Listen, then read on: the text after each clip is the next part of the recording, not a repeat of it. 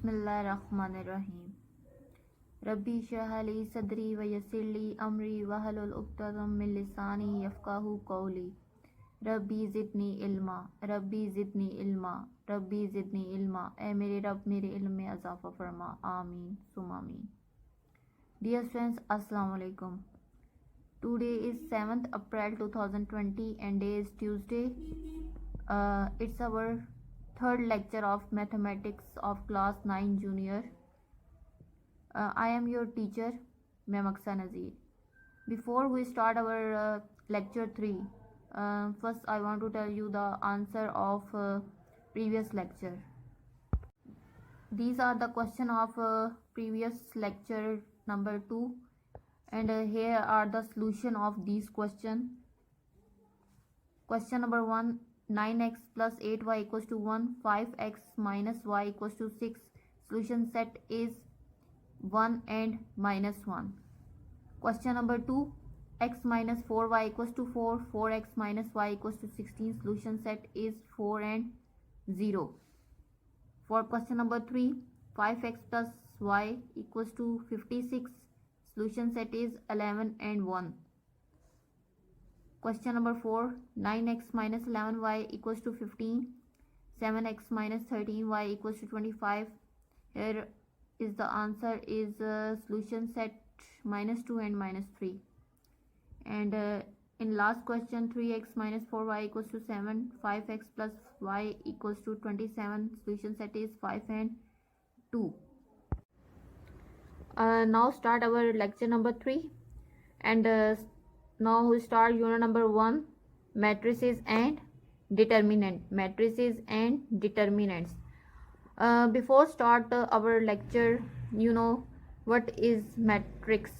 कि मैट्रिक्स आपके पास क्या होता है. What is the definition of matrix? Collection of real numbers arranged in rows and columns enclosed by square bracket.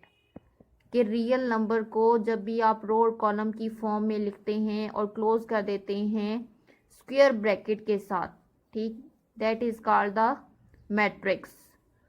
And the number used, the real number, जो real number हम लोग लिखते हैं मैट्रिक्स के अंदर, the real number use in matrix are called the entries और elements. कि जो भी मैट्रिक्स के अंदर चीज़ें लिखी होती हैं, रियल नंबर लिखे होते हैं, उन्हें क्या कहा जाता है? एंट्रीज, एंट्रीज और elements. And matrices are denoted by capital letters A, B, C, D, so on. Here is the example of matrix. This is the square bracket and these are the real numbers and denoted by capital letter A. It's mean कि ये आपके पास क्या है? Matrix है कि real number को जब भी रो और कॉलम की फॉर्म में लिखा जाता है and enclosed by square bracket, that is called the matrix. एक होगा तो मैट्रिक्स होगा, एक से ज़्यादा होंगे तो वो क्या बन जाएगा? Matrices. Clear? Now what are the rows and columns?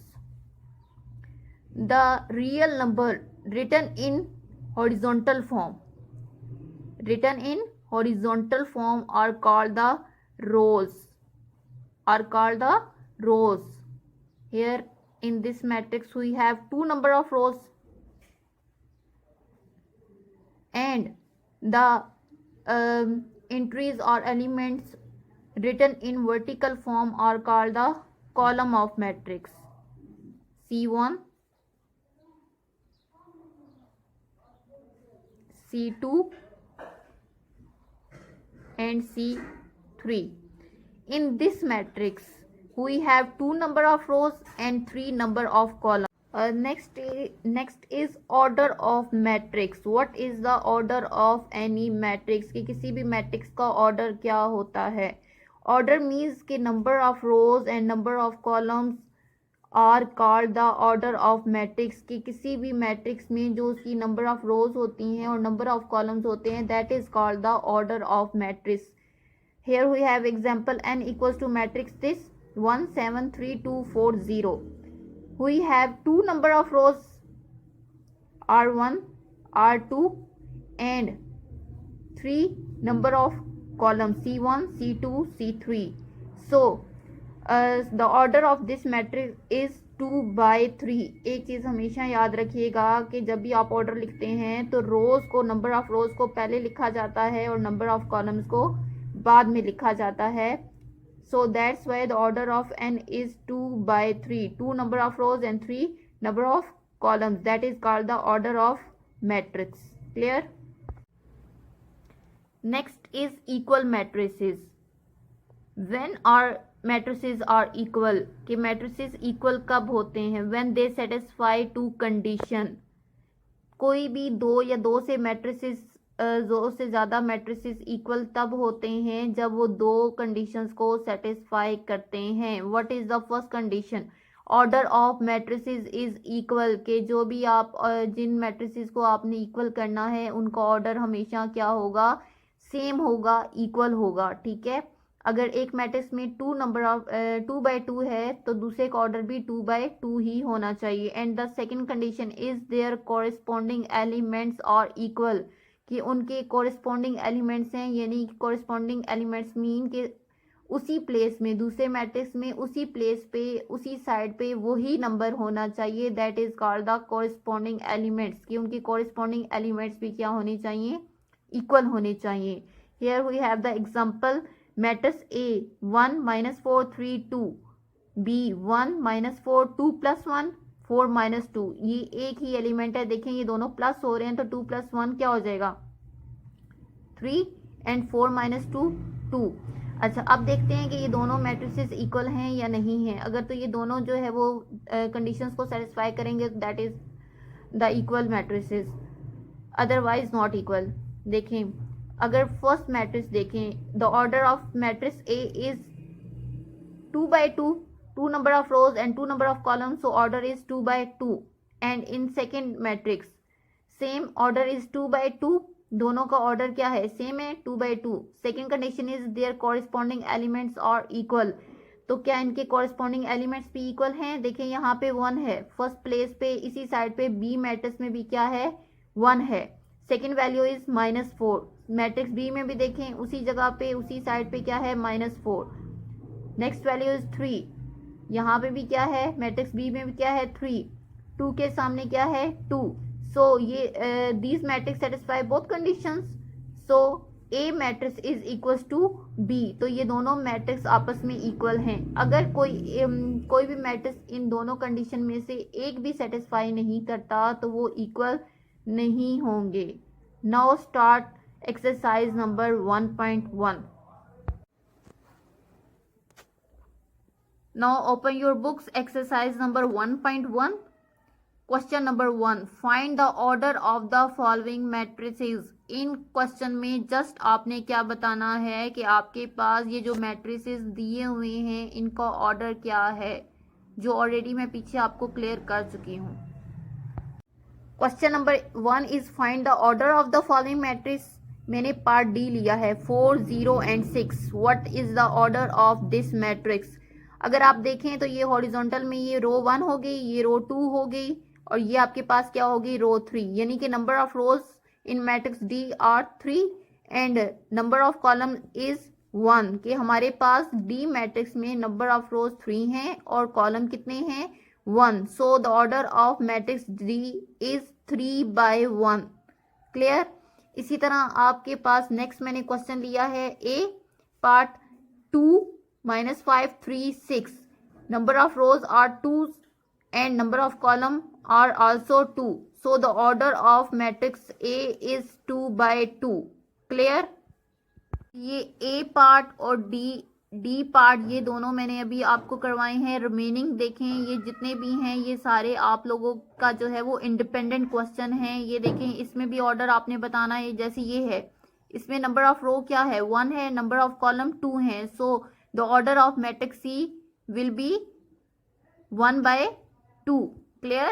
ठीक है, यहाँ पे देखें F वाले में एक ही रो है, एक ही कॉलम है. So order will be 1/1. अब जो रिमेनिंग रह गए हैं वो आप लोगों ने उसको खुद करना है. Now look at question number 2. Which of the following matrix are equal? अभी मैंने थोड़ी देर पहले आपको इक्वल मैट्रिक्स का बताया था, वही चीज आपने बतानी है. मैं इसमें से A और C वाला जो है वो अभी आपको करके बताऊंगी. रिमेनिंग जो है वो फिर आप लोगों ने खुद करने होंगे। Question number 2, which of the following matrix are equal. मैंने यहाँ पे ए और सी लिया है, ठीक है। मैंने आपको बताया था कि अगर वो दो कंडीशंस को सेटिस्फाई करेंगे तो इट्स मीन कि वो दोनों मैट्रिसेस आपस में क्या होंगे, इक्वल होंगे। तो मैट्रिक्स ए आपके पास वहाँ क्या है 3, एंड इन मैट्रिक्स सी 5 - 2, ये एक ही एलिमेंट है। 5 में से 2 को माइनस करें तो क्या आ जाएगा, 3 आ जाएगा। First condition is their order is same. तो यहाँ पे देखें कि मैट्रिक्स ए का ऑर्डर क्या है 1 by 1 and matrix C order is 1 by 1। So first condition is satisfy, order of matrix A is equals to order of matrix C. Now look at the second condition, their corresponding elements are equal और not. तो आप देखें यहाँ पे matrix A में क्या है 3 है और मैट्रिक्स सी में भी क्या है 5 - 2 करें तो क्या आ जाता है 3। So their corresponding elements is same. So both conditions are satisfied, कि ये दोनों मैट्रिक्स दोनों कंडीशंस को सेटिस्फाई करते हैं। So matrix A equal to matrix C, ये दोनों मैट्रिक्स आपस में क्या हैं, इक्वल हैं। जी मैंने अभी आपको ए और सी मैट्रिक्स लेके मैंने आपको बताया कि ये दोनों इक्वल हैं या नहीं है, ठीक है। अब इसके बाद देखें आप बी और आई को ले लें, 3 में 2 को प्लस करेंगे तो 5, ये दोनों आपके पास इक्वल होंगे, करना आप लोगों ने खुद है। उसके अलावा देखें आप यहाँ पे किसको ले सकते हो, उसके अलावा आप यहाँ पे एफ और जी, ठीक है। 3 - 1 करेंगे तो 2 आ जाएगा, 3 + 3 करेंगे तो क्या आ जाएगा 6 आ जाएगा। उसके अलावा देखें ई, एच और जे, ये तीनों इक्वल आते हैं। ये आपके इंडिपेंडेंट क्वेश्चन हैं जो आपने खुद करने हैं। Now look at question number 3।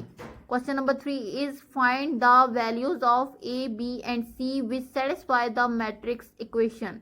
कि आपके पास ये जो है आपने ए, बी, सी की वैल्यू फाइंड करनी है जो इस मैट्रिक्स को सेटिस्फाई करें। सेटिस्फाई मीन्स कि ये दोनों मैट्रिक्स आपके पास क्या आए, आंसर आने के बाद आफ्टर पुटिंग वैल्यूज दोनों मैट्रिक्स आपस में क्या हो, सेम हो, ठीक है, इक्वल हो।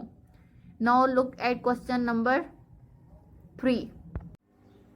अब देखें ये दोनों मैट्रिक्स हमारे पास क्या हैं, इक्वल हैं। सो हमने ये पीछे किया था, in equal matrix corresponding elements are also equal. So in corresponding elements को लेते हुए हमने इक्वेशंस बनानी है। a + c = 0, that is equation number 1। a + 2b = -7, ये उसके कॉरेस्पॉन्डिंग एलिमेंट है, that's why = -7, that is equation number 2। c - 1 = 3, equation number 3। 4d - 6 = 2d, equation number 4। अब देखिए यहाँ पे ये दोनों a and c both are unknown, तो हम यहाँ से वैल्यू नहीं फाइंड कर सकते। In equation number 2 a and b both are unknown, यहाँ से भी हम वैल्यू फाइंड नहीं कर सकते। इन इक्वेशन नंबर 3 देखें आपके पास एक अननोन वैल्यू है और एक सिंपल वैल्यू है। Here we can find the value of c। -1 यहाँ माइनस हो रहा है, दूसरी तरफ जाके क्या हो जाएगा, प्लस हो जाएगा। 3 + 1 = 4, that is the value of c। Now we have the value of c। Now put value of c in equation number 1, so we can find the value of a by putting value of c = 4 in equation number 1. Equation number 1 is a + c = 0. c की value क्या आई 4, c की जगह हमने उसकी value put कर दी 4। ये 4 plus हो रहा है, दूसरी तरफ जाके क्या हो जाएगा, माइनस हो जाएगा। So we have the value of a = -4। अब हम यहाँ पे क्या करते हैं कि हमारे पास a की वैल्यू आ गई है, तो पुट उससे पहले हम इक्वेशन नंबर 4 से जो है वो d की वैल्यू निकाल लेते हैं। ये d है, ये भी आपके पास इक्वल के बाद भी क्या है, d है, सेम वैल्यूज हैं, तो एक तरफ ले आएंगे। 2d इधर प्लस हो रहा है, इधर आगे क्या हो जाएगा -6, यहाँ पे माइनस है, उधर जाके क्या हो जाएगा plus, minus 4 - 2 2d = 6।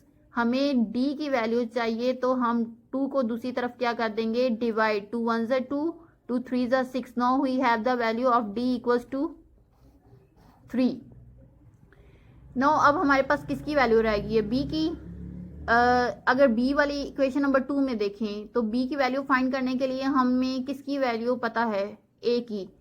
Now put value of a in equation number 2। a की वैल्यू इक्वेशन नंबर 2 में पुट करेंगे। Equation number 2 is a + 2b = -7, by putting value a = -4 ठीक है, यहाँ पे माइनस हो रहा है, दूसरी तरफ जाके क्या हो जाएगा plus, plus minus minus, 7 plus 7 minus 4 3, और साइन कौन सा लेंगे, बड़ी वैल्यू वाला। हमें b की वैल्यू चाहिए, 2 एक्स्ट्रा है, 2 यहाँ मल्टीप्लाई हो रहा है, उधर क्या हो जाएगा डिवाइड हो जाएगा। Now we have the value of b equals to 3 minus 3/2। हमने सारी अननोन वैल्यूज फाइंड कर ली हैं। अब हमने इक्वेशन को क्या करना है, सेटिस्फाई करना है। उसको सेटिस्फाई करने के लिए now put these values in question. आपने जो आपका क्वेश्चन था वहां पे आपने वैल्यूज पुट करनी है फॉर चेक। क्या था, a plus c, c minus a plus 2b, 4d minus 6 equals to 0 minus 7 3 2d by putting values of a b c and d। आपके पास a की वैल्यू क्या आई थी, -4 plus 4, 4 minus 1 minus 4 plus 2, b की value क्या आई थी -3/2। तो ये एक वैल्यू नॉमिनेटर में है, दूसरी डिनोमिनेटर में, तो इनकी क्या हो जाएगी कैंसलेशन। 4 d की जगह क्या आ जाएगा 3 माइनस 6, इक्वल के दूसरी तरफ देखें 0 3 माइनस 7 एज इट इज आ जाएगा 2, और d की जगह उसकी वैल्यू क्या पुट कर दी 3, 4 प्लस 4 माइनस 4, कटिंग हो जाएगी, क्या आ जाएगा 0, 2 एंड 2 की कैंसलेशन हो जाएगी, minus minus plus, 4 plus 3 7, sign कौन सा आएगा बड़ी वैल्यू वाला, plus minus minus, 4 minus 1 3, 4 3 12, 12 minus 6 6, equal के दूसरी तरफ 0 3 माइनस 7 एज इट इज आ जाएगा, 2 3 6, बोथ मैट्रिसेस आर इक्वल। यही आपने क्या करना था, ये सेटिस्फाई करते हैं हमारी इक्वेशन को। इंडिपेंडेंट क्वेश्चन में आपने exercise number 1.1 question number 1 and 2 remaining parts for independent practice. Remaining parts कौन से हैं, जो क्वेश्चन नंबर 1 के मैंने आपको ए एंड डी करवाया है, तो B C E F G H these are the remaining parts for independent work. And in question number 2 जो रिमेनिंग आपके पास मैंने आपको करवाया है ए एंड सी, तो remaining B D E F G H I J आपने देखने हैं कि इसमें से कौन कौन से इक्वल हैं, वो आपका क्या है इंडिपेंडेंट क्वेश्चन है। ठीक है, होप सो कि आप लोगों को आज का लेक्चर बहुत अच्छे से क्लियर हो गया होगा। नेक्स्ट टाइम फिर एक अच्छे से लेक्चर के साथ आपके लिए आएंगे। तब तक के लिए अल्लाह हाफिज़, टेक केयर।